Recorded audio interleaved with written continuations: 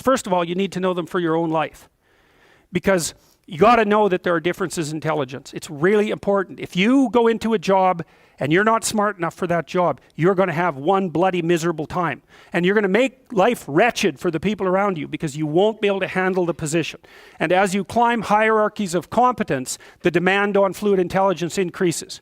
And so, unless you want to fail, you don't put yourself in over your head. Well, what's over your head? Well, that's a tricky thing to figure out. I mean, you have to figure that out with intelligence, you have to figure it out with conscientiousness, you have to figure it out with creativity, you have to figure out with stress tolerance, with agreeableness, because you want to go into a cooperative environment and not a competitive one if you're agreeable, and with neuroticism, you probably want to keep the stress level of your job relatively low, because those are all places that you can break down. And most people have at least one significant weakness in their intelligence personality makeup, and you got to be careful not to place yourself in a position where that's going to be a fatal flaw.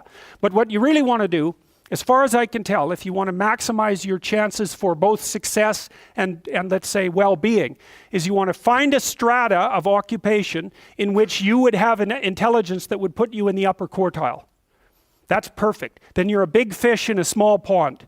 And you don't want to be the stupidest guy in the room. It's a bloody rough place to be.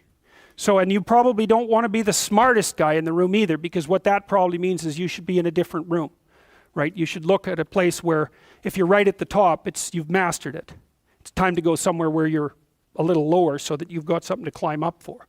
So, and if you're not hyper conscientious, for example, you're probably not going to want a job that you have to work 70 hours a week at, because you're just not wired up that way. You'd rather have some leisure, and like, more power to you. If that's how you're wired up, there's nothing wrong with having some leisure. But if you're someone who can't stand sitting around doing nothing ever, then maybe you can go into a job that's going to require you to work 75 hours a week. And almost all jobs that are at the top of complex dominance hierarchies require very high intelligence and insane levels of conscientiousness, as well, generally speaking, as pretty damn high levels of stress tolerance. You know, because that can knock you out too, because there's going to be sharp fluctuations in your career, generally speaking, at the higher levels of a structure, and you have to make very complicated decisions, often with very short time horizons. So you have to decide if that's what you want. So, okay, so how smart do you have to be different things in life? Well, if you have an IQ of 116 to 130, which is 85th percentile and above, so it's one person in 8 up to one person in 130, I believe is 85, 90, 95, is it 95? I think it's 95. One person in 8 to one person in 20. Then you can be an attorney, a research analyst, an editor, an advertising manager, a chemist, an engineer, an executive manager, etc. Now, that's not the high end for IQ, by the way. You know, that it can go up, well, it can go up indefinitely, although there's fewer and fewer people as it goes up.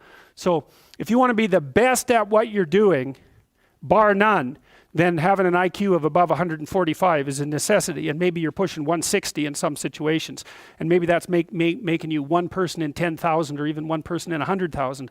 And then also, to really be good at it, you probably have to be reasonably stress tolerant and also somewhat conscientious. So, you know, people, when you think, well, why is it that smart people are at the top of dominance hierarchies? And the answer to that, in part, is because they get there first, right? I mean, everything's a race, roughly speaking, and the faster you are, the more likely you are to be at the forefront of the pack. And intelligence, in large part, is speed. That's not all of it is. So if you're moving towards something difficult rapidly, the faster people are going to get there first. So IQ of 110 to 115, so that's 75th to 73rd to 85th percentile. Copywriter, accountant, manager, sales analyst, general manager, purchasing agent, registered nurse, sales account executive. If you look at universities, the smartest people they're above this. Who are the smartest people at university? What do you think? Mathematicians, physicists and mathematicians, right. I could tell you who's on the other end, but I won't. Yeah, I'd like to though. Anyways, okay. Going down now 103 to 108 is slightly above average, right? 60th to 70th percentile. Store manager, bookkeeper, credit clerk, lab tester, general sales, telephone sales, accounting clerk, computer operator, customer service rep, technician, clerk, typist. So you see at this level, people have some technical skill and some ability to deal with complex things. Okay, that's dead average. 100 is average. Dispatcher in a general office, police patrol officer, receptionist, cashier, general clerical, inside sales clerk, meter reader, printer, teller, data entry, electrical helper. 95th to 98. Machinist, food department manager, quality control checker, security guard, unskilled labor, maintenance, arc welder, die setter, mechanic. Good IQ range for relatively qualified tradespeople. 87 to 93. Messenger, factory production worker, assembler, food service worker, nurse's aide, warehouseman, custodian, janitor, material handler, packer. Now, what you're starting to see is that as you move down the hierarchy, the jobs get simpler. They're more likely to be assigned by other people, or they're repetitive. Because what IQ predicts to some degree is how rapidly you can learn something, but once you've learned it, it doesn't predict necessarily how well you do at it. And so the more repetitive jobs people with lower IQs are more suited to more repetitive jobs. Under 87, is there something? Well, no. Right. That's a big problem. And it's something our society has not addressed at all. Jobs for people with IQs of less than 85 are very, very rare. So what the hell are those people supposed to do? It's 15% of the population. What are they supposed to do? Well, we better figure it out, because one of the things that's happening too is that as the high IQ tech geeks get a hold of the world, the demand for cognitive power is increasing, not decreasing, right? You want to be a teller? Well, those checkout machines, they're not so simple. You want to work at McDonald's? You think that's a simple job? You don't see robots working at McDonald's. And the reason for that is that what McDonald's workers do is too complex for robots to do. So this is a discussion that no one wants to have, but that's okay. It's still a problem, and it has to be dealt with. So the U.S. government, I think I told you this at one point already, it's illegal to induct anyone into the U.S. Army if they have an IQ of less than 83, right? It's about 10% of the population.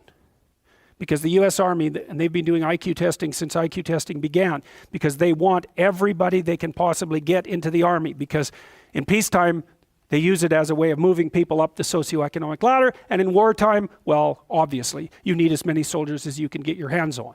And so you're not going to be any pickier than you have to be. So when the U.S. Army says it's illegal to induct anybody into the armed forces if they have an IQ of less than 83, then you know that they've done it for absolute necessity. Right? And when people have made a finding that contradicts what they want to hear, and they're doing it out of absolute necessity, you can be reasonably true that it's one of those facts that just won't bloody well go away. And so you might think, well, if there's nothing for someone with an IQ of less than 83 to do in the Army, what makes you think that there's something that they can do in the general population? And then the issue is, because the conservatives will say, well, they should just work harder. It's like, sorry, that ain't going to fly. And the liberals will say, well, there's no difference between people anyhow, and you can just train people to do everything. And that's wrong. So they're both wrong, and they're seriously wrong. And the fact that neither side of the political perspective will take a good, cold, hard look at this problem means that we're going to increasingly have a structural problem in our societies, because we're complexifying everything so rapidly that you can't find employment unless you're intelligent. You guys are really going to face this, Lawyers are disappearing like mad. And the reason for that is, you can look it up online. Increasingly, you can do things yourself if you're smart. And so, like, the working class people have been wiped out pretty nicely over the last 30 years by automation and various other things. It's the low end of the white collar class that's coming up next. So I'm not saying that lawyers are in the low end, but low end lawyers are in the low end of the white collar class. So there's still going to be plenty of positions for people who are creative and fast on their feet and super smart. In fact, those people are going to have all the money, and that's already happening to a great degree.